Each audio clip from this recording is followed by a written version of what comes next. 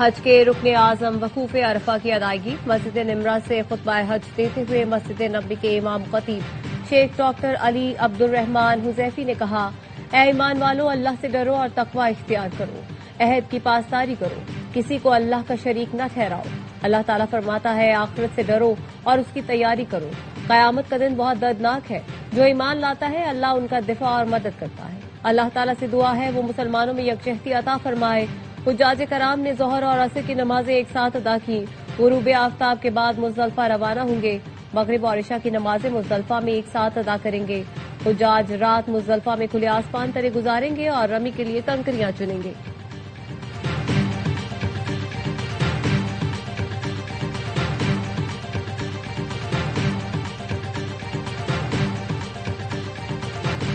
امریکی فوج کا جنوبی ایران پر فضائی حملہ، ترجمان سینٹکام نے حملے کی تصدیق کر دی۔ ترجمان سینٹکام نے بتایا، ایرانی میزائل لانچنگ سائٹس اور مائنز بچھانے والی کشتیاں نشانہ تھیں۔ امریکی فوجیوں کو ایرانی خطرات سے بچانے کے لیے دفاع میں حملے کیے۔ ترجمان کا مزید کہنا تھا، امریکی سینٹرل کمانڈ جنگ بندی کے دوران تحمل کے ساتھ دفاع کر رہی ہے۔ ایرانی میڈیا نے بندر عباس پر 3 حملوں کی تصدیق کر دی۔ ایرانی میڈیا کے مطابق صوبہ ہمزگان کا فضائی دفاعی سسٹم بھی فعال کر دیا گیا۔ خلیج عمان میں امریکی جنگی بحری جہازوں پر میزائل داغے جانے کی اطلاعات ہیں۔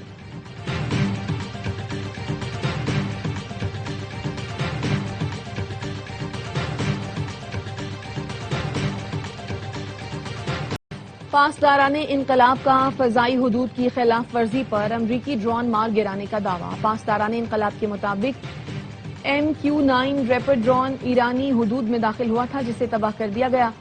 جنگ بندی کی خلاف ورزیوں پر بھرپور جواب دینے کا حق محفوظ رکھتے ہیں۔ ایران کا امریکی اقدامات پر فیصلہ کن اور قانونی رد عمل کا انتباہ۔ ایران نے امریکہ پر جنگ بندی کی خلاف ورزی کا الزام لگا دیا۔ ایرانی وزارت خارجہ کا کہنا ہے، امریکی فوج نے گزشتہ 48 گھنٹوں میں ہمزگان کے علاقے میں ایرانی تجارتی جہازوں کو نشانہ بنایا، جو سیز فائر کی کھلی خلاف ورزی ہے۔ پاکستان کی ثالثی میں جاری سفارتی کوششوں کے دوران امریکی کارروائیوں نے واشنگٹن کی بدنیتی کو بے نقاب کر دیا، جس کی شدید مذمت کرتے ہیں۔ اس کی تمام نتائج کی ذمہ داری امریکہ پر عائد ہوتی ہے۔ ایران کسی بھی حملے کو بغیر جواب کے نہیں چھوڑے گا، اپنی خود مختاری کے دفاع کے لیے پوری طرح تیار ہے۔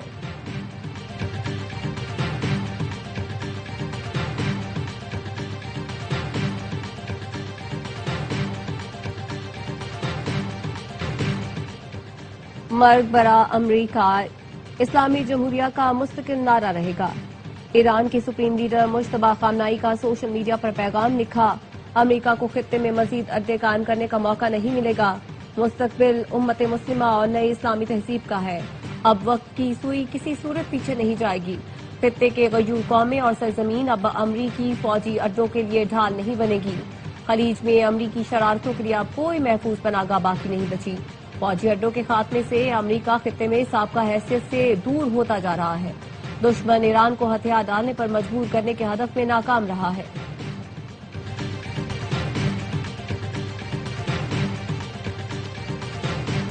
امریکی صدر ٹرمپ نے ایران کے افزودہ یورینیم کو طلب کرنے کے لیے تجاویز پیش کر دی۔ ٹرو سوشل پر لکھا، ایران افزودہ یورینیم ہمارے حوالے کرے جسے امریکہ لا کر طلب کیا جا سکے۔ افزودہ یورینیم ایران سے مل کر اس کی جگہ پر بھی طلب کی جا سکتی ہے۔ ایرانی یورینیم کو کسی اور قابل قبول مقام پر بھی طلب کیا جا سکتا ہے، جس کا جوہری توانائی کمیشن یا مساوی ادارہ تلفی کے دوران گواہ ہو۔ امریکی صدر کے بیان پر ایرانی سفارت خانوں اور قونصل خانوں کا شدید برہمی کا اظہار۔ گانا میں ایرانی سفارت خانے نے ایکس پر لکھا، افزودہ یورینیم گھر میں ہے اور گھر میں ہی رہے گا۔ کینیا میں ایرانی سفارت خانے نے ایکس پر لکھا، ٹرمپ اب تک نیوکلیئر ڈسٹ تصور کے وہم میں مبتلا ہے۔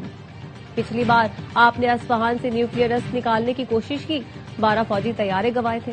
بھارتی شہر حیدرآباد میں ایرانی قونصل خانے نے ایکس پر لکھا، اگر ایران نے یورینیم امریکہ کو دینا ہوتی تو جنگ سے بہت پہلے ایسا کر چکا ہوتا۔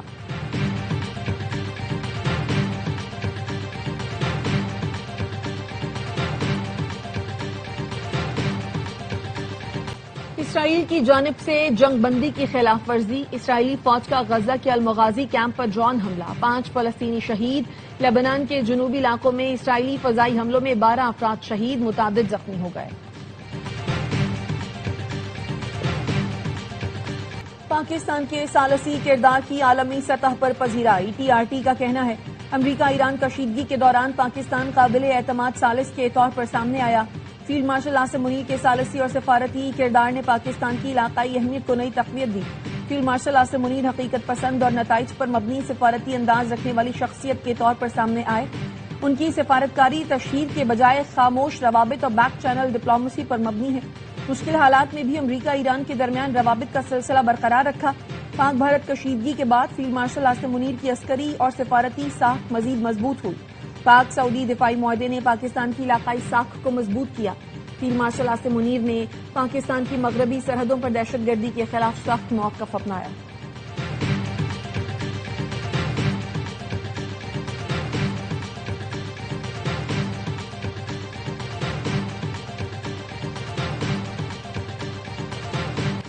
پاک چین دوستی کی جڑیں بہت گہری ہیں. آج ہم یکجان دو قالب ہیں. وزیر اعظم شہباز شریف کو پاکستان اور چین کے سفارتی تعلقات کی 75 سال مکمل ہونے پر تقریب سے خطاب. کہا معاشی اور عسکری میدان میں چین کا کوئی مقابلہ نہیں.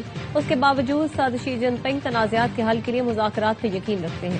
شہباز شریف نے پاک چین ایگریکلچر تعاون پر ورکشاپ سے خطاب میں کہا آہنی دوستی کو زراعت، صنعت، تحقیق و ترقی اور دیگر اسٹریٹجک شعبوں میں انقلاب میں تبدیل کریں گے. وزیر اعظم کا IBI کارپوریشن کے ہیڈ کوارٹرز کا بھی دورہ. پاک چین اقتصادی اور تکنیکی تعاون کو مزید وسعت دینے کے عزم کا اعادہ. شہباز شریف نے بیجنگ میں چینی کاروباری وفود سے ملاقاتیں کی. وزیر اعظم چین کا 4 روزہ دورہ مکمل کر کے لاہور پہنچ گئے.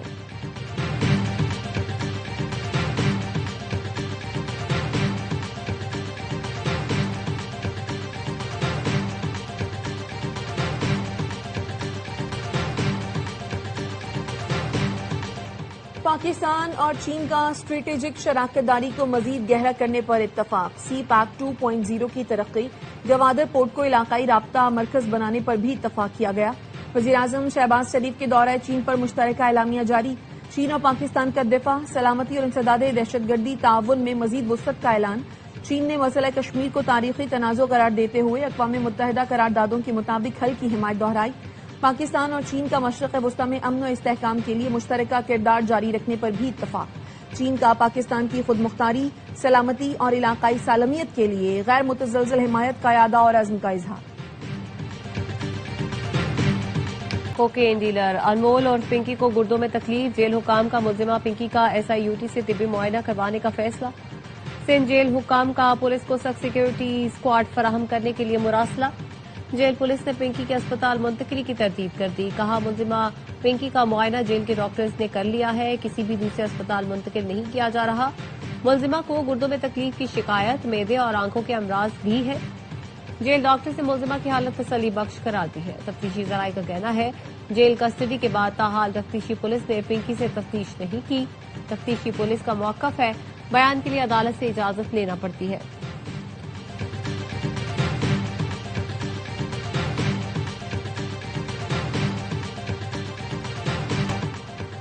کل ہوگی عید قربان. جانوروں کی خریداری میں تیزی آ گئی. قصور کے شہری مہنگائی کے باعث بکرے اور دمبے پر گائے کو ترجیح دینے لگے. کوئٹہ اور پشاور کی مویشی منڈیوں میں بھی بھاؤ تاؤ جاری. اسکردو کی مویشی منڈی میں یوک فروخت کے لیے دستیاب. گھر پر لائے گئے جانوروں کی خاطر مدارت کا سلسلہ جاری.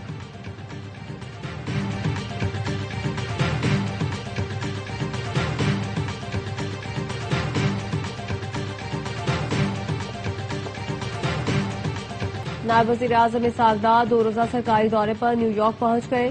UN سلامتی کونسل کے اعلیٰ سطح کھلے مباحثے میں شرکت کریں گے. ترجمان دفتر خارجہ کا کہنا ہے مباحثے کا موضوع عالمی امن و سلامتی، UN کے چارٹر کے اصولوں کا تحفظ ہے. اسحاق ڈار مختلف ملکوں کے ہم منصب اور اقوام متحدہ کے اعلیٰ حکام سے ملاقاتیں کریں گے.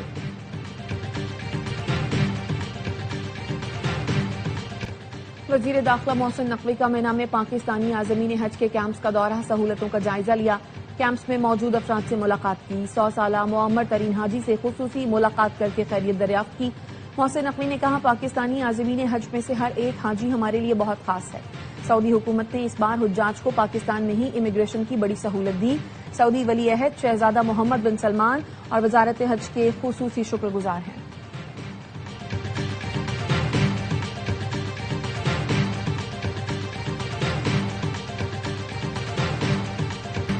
عید اسپیشل ٹرینیں بھی گھنٹوں تاخیر کا شکار. ہفتوں میں عید منانے کے لیے جانے والے اذیت سے دوچار. پاکستان ریلوے کی عید ٹرین پر جانے والے مسافر گھنٹوں کراچی اور لاہور کے ریلوے اسٹیشنز پر بے یار و مددگار بیٹھنے پر مجبور. مسافروں کا کہنا تھا کراچی ریلوے پر پینے کا پانی بھی دستیاب نہیں ہے۔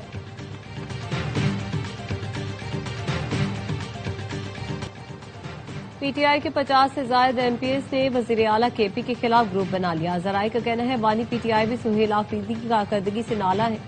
کے پی حکومت کے لیے بجٹ کی منظوری میں مشکلات کا خدشہ۔ سہیل آفریدی نے محسن نقوی سے ملاقات بھی اسی مشکل سے نکلنے کے لیے کی تھی۔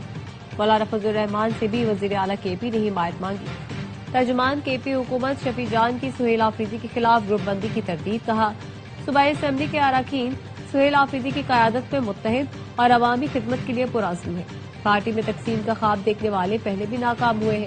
سہیل آفریدی کو بانی پی ٹی آئی کا مکمل اعتماد حاصل ہے۔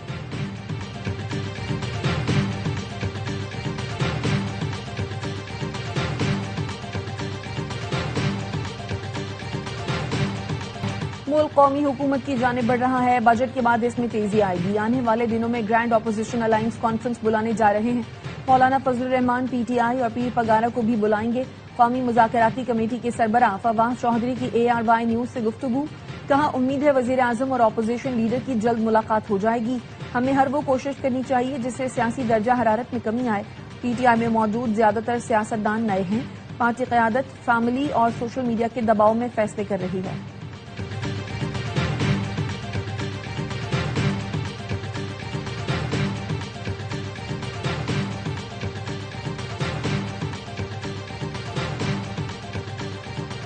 وزیر اعلیٰ پنجاب سے ایشین انفراسٹرکچر انویسٹمنٹ بینک کے چیف انویسٹمنٹ آفیسر کی ملاقات۔ باب دلچسپی کے امور اور ادارہ جاتی تعاون بڑھانے پر تبادلہ خیال۔ مریم نواز نے کہا باکو اربن فورم میں پنجاب حکومت کی اپنی چھت اپنا گھر پروگرام کو سراہا گیا۔ پنجاب کے ہر حصے میں الیکٹرک بس اور ای بائک پروگرام کامیابی سے جاری ہے۔ پنجاب نئی شہری طرز حکمرانی کے ماڈل کی طرف بڑھ رہا ہے۔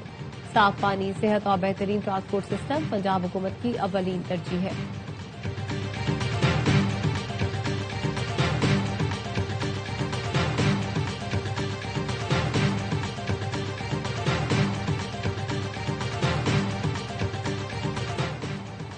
آئندہ بجٹ میں حکومت کی آئل مارکیٹنگ کمپنیوں سے 72 ارب روپے ون فال منافع واپس لینے کی تیاری۔ وزارت خزانہ ذرائع کے مطابق آئندہ مالی سال میں آئل مارکیٹنگ کمپنیوں سے ون فال گین ٹیکس وصول کیا جا سکتا ہے۔ آئل مارکیٹنگ کمپنیوں نے خطے کی کشیدگی کے دوران پیٹرولیم مصنوعات پر منافع کمایا ہے۔ رقم واپس لے کر پیٹرولیم سبسڈی، بجلی نرخوں میں ریلیف اور مالی خسارہ کم کرنے کے لیے استعمال کی جا سکتی ہے۔ او ایم سیز کے 72 ارب روپے کے غیر معمولی منافع کو قانونی اور مالیاتی طریقے سے واپس لیا جا سکتا ہے۔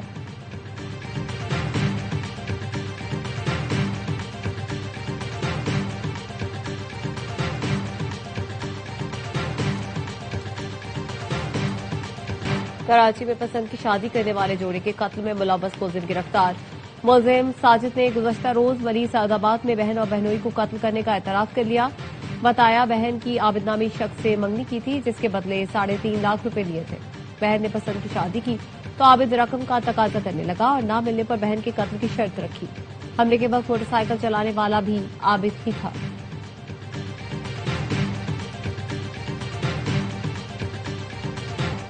ملک کے بیشتر علاقوں میں درجہ حرارت میں اضافے کا امکان۔ سندھ بلوچستان سمیت جنوبی پنجاب میں شدید گرمی کی لہر متوقع۔ این ڈی ایم اے نے 31 مئی تک ملک بھر میں شدید گرمی کی لہر کا الرٹ جاری کر دیا۔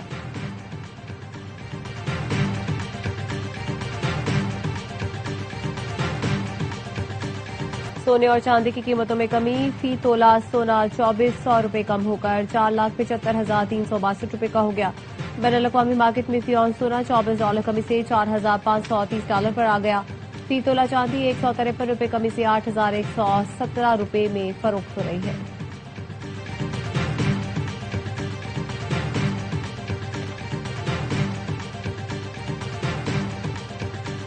مشرق وسطی میں کشیدگی بڑھنے کے باعث بین الاقوامی مارکیٹس میں خام تیل کی قیمتوں میں اضافہ۔ برنٹ خام تیل کی قیمت 1.2% اضافے سے $98.39 ہو گئی۔ ویسٹ ٹیکسس خام تیل کی قیمت 1.3% اضافے سے $92.16 فی بیرل ہو گئی۔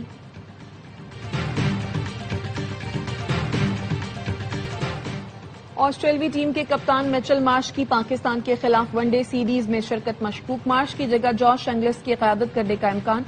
آسٹریلوی میڈیا کا کہنا ہے میچل مارش تخنے کی انجری میں مبتلا ہیں۔ پیٹ کمنز اور ٹریوس ہیڈ نجی لیگ میں مصروف ہیں۔ پاکستان اور آسٹریلیا کے درمیان 3 میچ کی سیریز 30 مئی سے راولپنڈی میں شروع کی جائے گی. اور ARY نیوز پر ہوگی بڑی عید پر تینوں دن بڑی انٹرٹینمنٹ. ہر بار کی طرح اس بار بھی ہوگا ایک سے بڑھ کر ایک پروگرام. باخبر سویرا، ہوشیاریاں، معصومانہ شو میں ہوگی آپ کی پسندیدہ شخصیات سے ملاقات. بڑی عید کے 3 دن قہقہوں، خوشیوں اور محبتوں کے رنگ صرف ARY نیوز کے سنگ.